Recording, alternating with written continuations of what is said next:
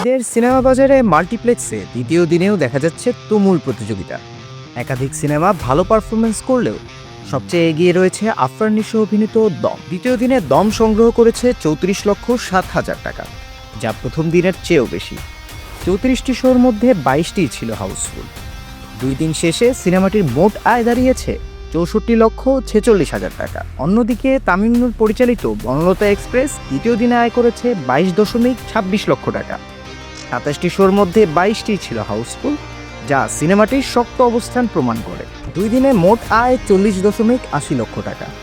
রাক্ষস সিনেমাটিও পিছিয়ে দিই, দ্বিতীয় দিনে 20.28 লক্ষ টাকা আয় করেছে এই সিনেমা। 21টি শোর মধ্যে 16টি ছিল হাউসফুল। দুই দিন শেষে মোট আয় 34.21 লক্ষ টাকা। সাকিব খান অভিনীত প্রিন্স দ্বিতীয় দিনে কিছুটা ঘুরে দাঁড়িয়েছে। সিনেমাটি আয় করেছে 20.6 লক্ষ টাকা।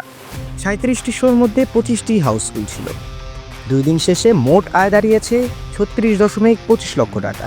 এদিকে রায়হান রাফি পরিচালিত প্রেসার কুকার দ্বিতীয় দিনে বড় গ্রোথ দেখিয়েছে। প্রায় 56% বৃদ্ধি নিয়ে সিনেমাটি আয় করেছে 11.4 লক্ষ টাকা। দুই দিন শেষে মোট আয় 17.17 লক্ষ টাকা। সব মিলিয়ে ঈদের বক্স অফিসে এখন পর্যন্ত শীর্ষে দম।